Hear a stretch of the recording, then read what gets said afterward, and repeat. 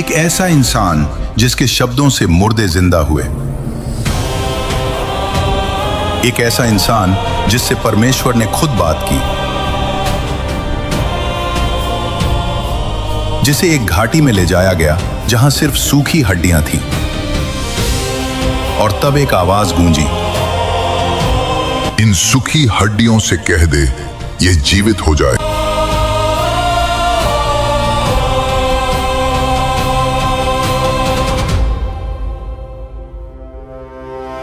जैसे ही उसने बोला, हड्डियां हिलने लगी, मौत पीछे हट गई। जिसके शब्दों से सूखी हड्डियों में नसें उभरने लगी, मांस चढ़ने लगा और जीवन लौट आया।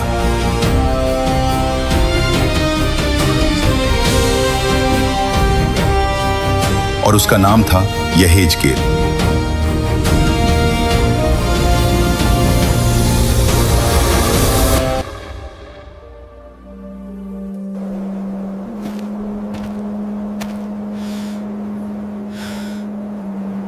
यहेजकेल कोई भविष्यवक्ता नहीं था, वह कोई महान राजा भी नहीं था। वह बस एक युवा याजक था, एक निर्वासित, एक टूटा हुआ मनुष्य जो बाबुल की भूमि में केबर नदी के किनारे बैठा था। यरूशलेम उससे बहुत दूर था। मंदिर जिसमें वह सेवा करने का स्वप्न देखता था, अब केवल स्मृति बन चुका था। उसका भविष्य धुंधला था और उसका हृदय आशा व निराशा के बीच झूल रहा था। यहेजकेल लेवी के वंश से था। यदि यरूशलेम खड़ा होता तो वह शीघ्र ही परमेश्वर के मंदिर में सेवा करता, पर अब नगर उजड़ चुका था, लोग बंधुआई में थे और परमेश्वर मौन था। दिनों तक वह नदी के किनारे बैठा रहता। वहां बुजुर्ग अपने अतीत को याद करते, युवक भविष्य से डरते और याजक उत्तर खोजते। एक दिन उसकी पत्नी दबोरा ने कहा, यहेजकेल, तुम चुप क्यों रहते हो? लोग उत्तर चाहते हैं। क्या तुम याजक नहीं हो? किस बात का याजक? देबोरा, मंदिर नष्ट हो चुका है, हम सब कुछ खो चुके हैं, मैं उन्हें क्या दे सकता हूँ? उसी समय एक बुजुर्ग सादोक पास आया। कहा जाता है कि यिर्मयाह अभी भी यरूशलेम में है। न्याय पूरा नहीं हुआ, परमेश्वर अपने घर को नाश नहीं करेगा। यहेजकेल चुप रहा। वह भीतर से जानता था कुछ भयानक अभी बाकी है। और तभी अचानक आकाश खुल गया।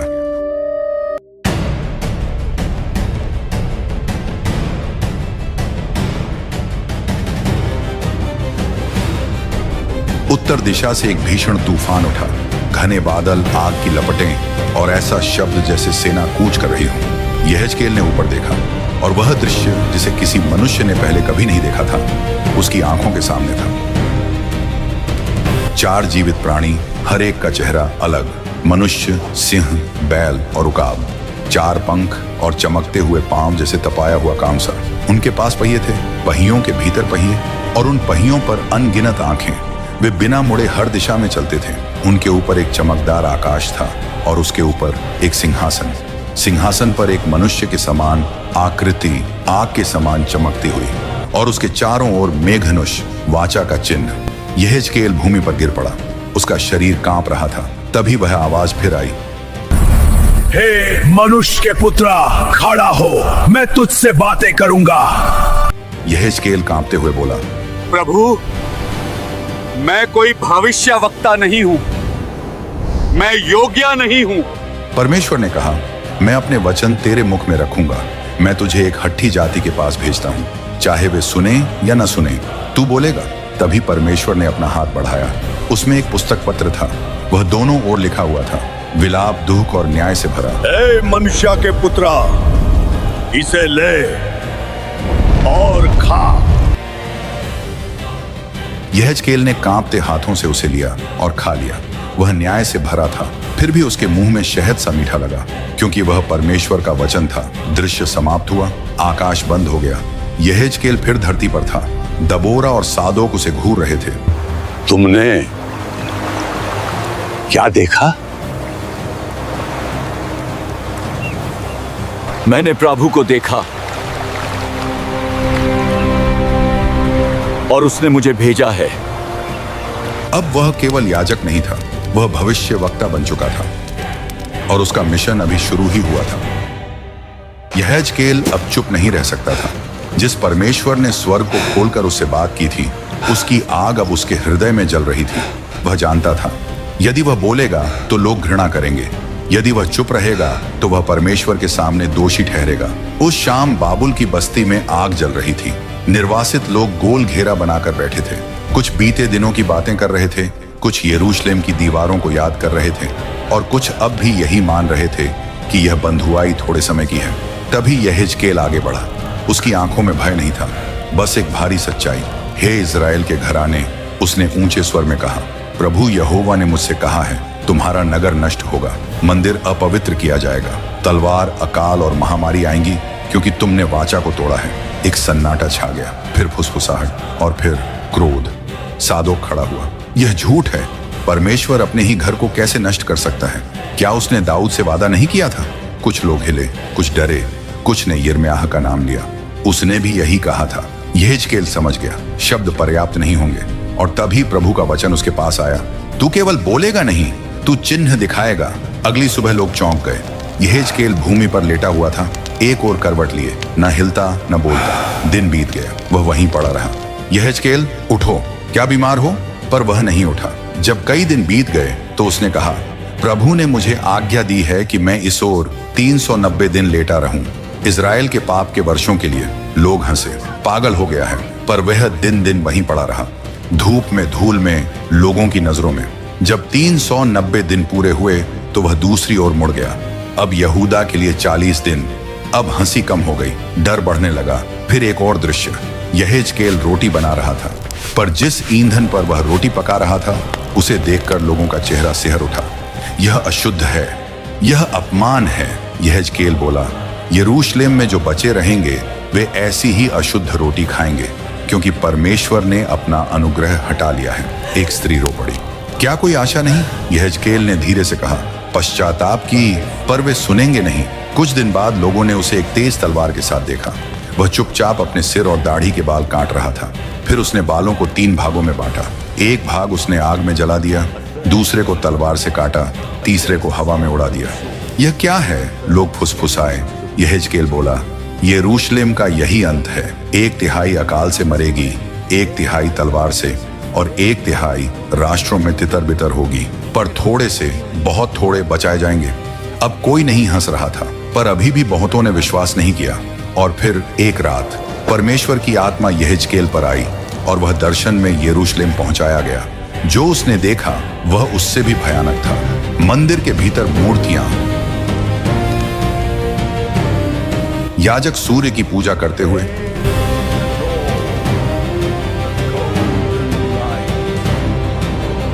बुजुर्ग झूठे देवताओं के लिए धूप जलाते हुए,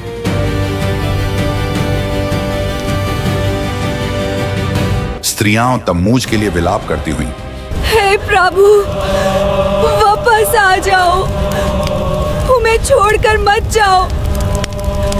यहेजकेल कांप उठा, यह तो प्रभु का घर है।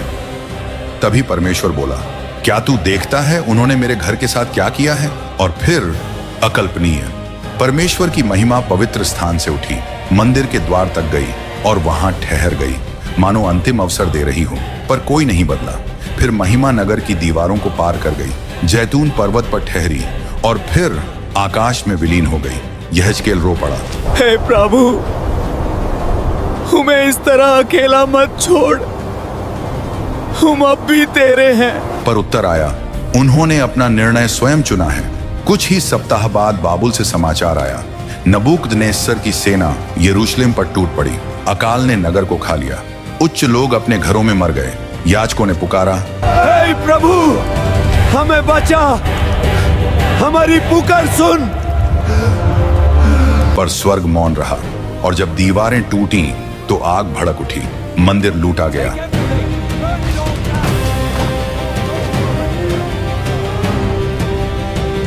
वेदी तोड़ी गई, स्तंभ गिरा दिए गए और प्रभु का घर लपटों में समा गया। यरूशलेम समाप्त हो चुका था। सादोक रोता हुआ यहेजकेल के पास आया, तुम सही थे, परमेश्वर ने हमें छोड़ दिया। नहीं, हमने पहले उसे छोड़ा। अब कोई राजा नहीं था, कोई मंदिर नहीं, कोई नगर नहीं, इस्राएल मानो मर चुका था। पर कहानी यहीं समाप्त नहीं होती, क्योंकि न्याय के बाद अब भी एक नई सुबह क्षितिज पर उग रही थी। यरूशलेम गिर चुका था, मंदिर राख बन चुका था, इस्राएल की पहचान मिट चुकी थी। बाबुल की धरती पर निर्वासित लोग अब खुलकर रोते थे। अब कोई भ्रम नहीं बचा था, कोई यह नहीं कहता था कि हम शीघ्र लौट आएंगे। हर आंख में एक ही प्रश्न था, क्या परमेश्वर ने हमें सदा के लिए त्याग दिया है? दिन बीतते गए, लोग मरते गए, कुछ बीमारी से, कुछ परिश्रम से और कुछ निराशा से। यहेजकेल अब भी जीवित था, पर उसका हृदय भारी था। उसने न्याय देखा था, उसने आग देखी थी, उसने परमेश्वर की महिमा को जाते देखा था, और अब वह प्रतीक्षा कर रहा था। हे प्रभु, क्या बस यही अंत है? क्या हम फिर कभी उठेंगे? तभी परमेश्वर का वचन आया, हे मनुष्य के पुत्र, मेरे साथ चल। एक क्षण में यहेजकेल आत्मा में उठा लिया गया।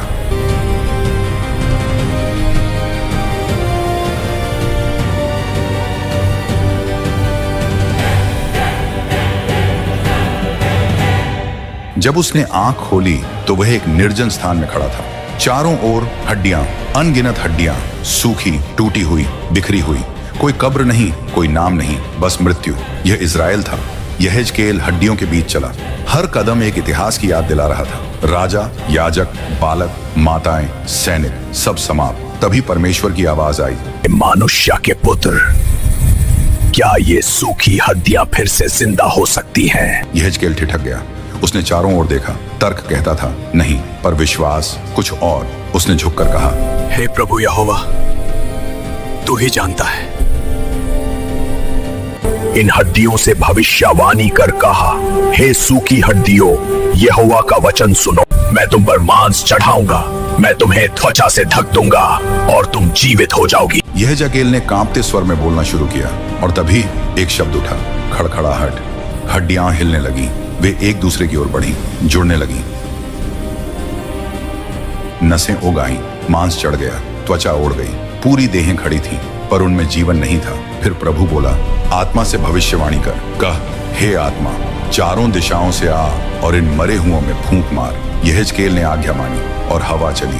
प्राणवायु ने देहों को भर दिया। वे उठ खड़ी हुई, एक विशाल सेना, जीवित। परमेश्वर ने कहा, ये हड्डियां इज़राइल का घराना है। वे कहते हैं, हमारी आशा नष्ट हो गई, पर मैं तुम्हें जीवित करूंगा। मैं तुम्हें तुम्हारे देश में लौटाऊंगा और अपनी आत्मा तुम्हारे भीतर डालूंगा। यहेजकेल की आंखों से आंसू बह निकले। यह केवल वापसी की बात नहीं थी, यह पुनर्जन्म था। फिर प्रभु ने और कहा, पर समस्या तुम्हारे शत्रु नहीं थे, समस्या तुम्हारा हृदय था। मैं तुम्हें नया हृदय दूंगा, पत्थर का हृदय निकाल दूंगा, मांस का हृदय दूंगा और अपनी व्यवस्था तुम्हारे भीतर लिखूंगा। यह केवल नगर का पुनर्निर्माण नहीं था, यह आत्मा का परिवर्तन था। फिर यहेजकेल ने एक और दर्शन देखा, 2 लकड़ियां, एक यहूदा की, एक इस्राएल की। परमेश्वर ने कहा, इन्हें एक कर, और वे एक हो गईं। अब वे 2 नहीं, एक होंगे, और उन पर एक राजा होगा। मेरा सेवक दाऊद उनका राजा होगा, वह सदा राज्य करेगा। मैं उनसे सदा की वाचा बांधूंगा। यहेजकेल समझ गया, यह केवल अतीत की वापसी नहीं थी, यह भविष्य का वादा था। एक ऐसा राजा जो कभी न मरे, एक ऐसा राज्य जो कभी न टूटे। जब दर्शन समाप्त हुआ, यहेजकेल अब निराश नहीं था। उसने मृत्यु देखी थी, पर उसने जीवन को उससे भी बड़ा देखा था। उसने समझ लिया, परमेश्वर का अंतिम शब्द कभी विनाश नहीं होता। जहां हड्डियां हैं, वहां भी परमेश्वर श्वास भर सकता है। और इस्राएल जो मरा हुआ प्रतीत होता था, फिर जी उठेगा, क्योंकि जब परमेश्वर बोलता है तो असंभव भी आज्ञाकारी हो जाता है। यरूशलेम अब भी खंडहर था। मंदिर की जगह पर केवल राख और पत्थर बचे थे। इज़राइल अब भी बंदी था। समय बीत रहा था, 25 वर्ष। बहुतों ने यह मान लिया था कि परमेश्वर की उपस्थिति अब इतिहास बन चुकी है, कि वह कभी लौटकर नहीं आएगा। पर यहेजकेल जानता था, परमेश्वर का मौन अनुपस्थित ही नहीं होता। एक सुबह जब सब कुछ सामान्य लग रहा था, यहेजकेल पर प्रभु का हाथ आया और वह आत्मा में उठा लिया गया। जब उसने आंखें खोली तो वह एक ऊंचे पर्वत पर खड़ा था। उसके सामने एक विशाल नगर, पर नगर से भी अधिक उसके केंद्र में एक मंदिर था। यह सुलेमान का मंदिर नहीं था, यह उससे भी अधिक भव्य था, पूर्ण, निर्दोष, पवित्र। यहेजकेल फुसफुसाया, हे प्रभु, ये क्या है? तभी एक दिव्य पुरुष प्रकट हुआ। उसके हाथ में मापने की रस्सी थी। उसने कहा, जो कुछ तू देखता है उसे ध्यान से देख और इज़राइल से कह। यहेजकेल मंदिर के द्वारों से गुजरा।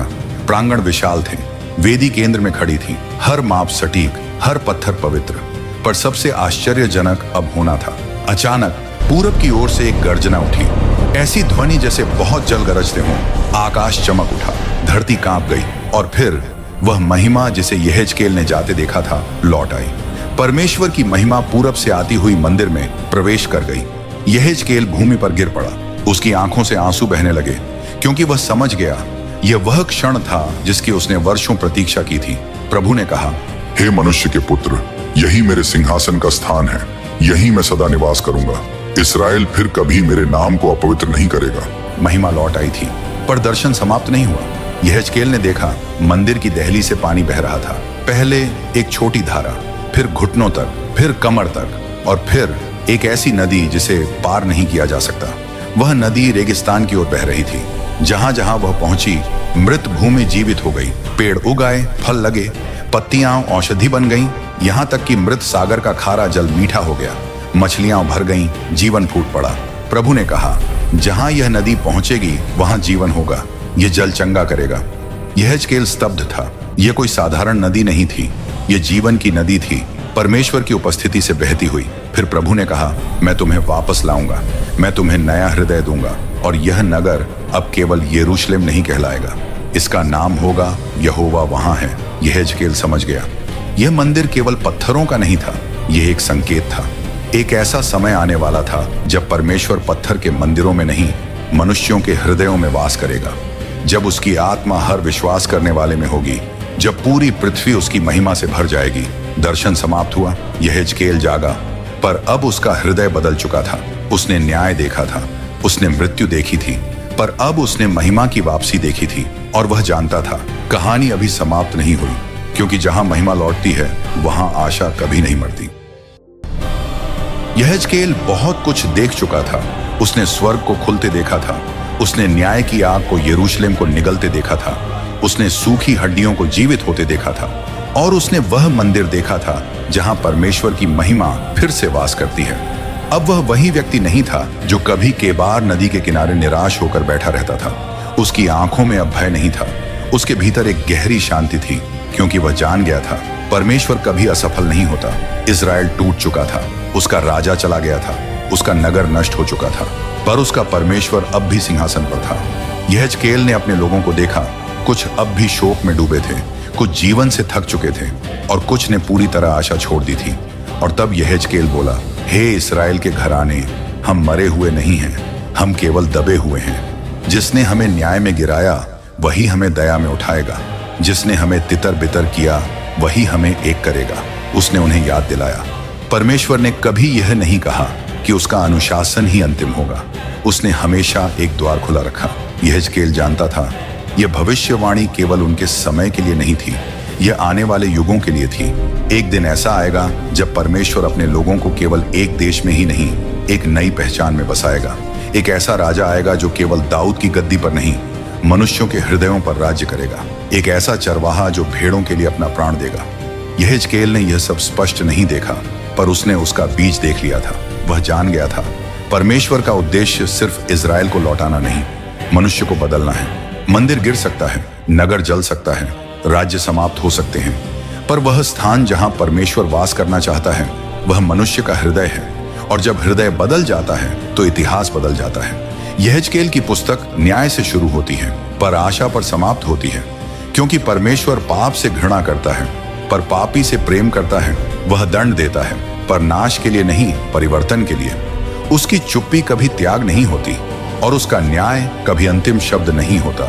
अंतिम शब्द हमेशा जीवन होता है। यहेजकेल की भविष्यवाणी आज भी गूंजती है।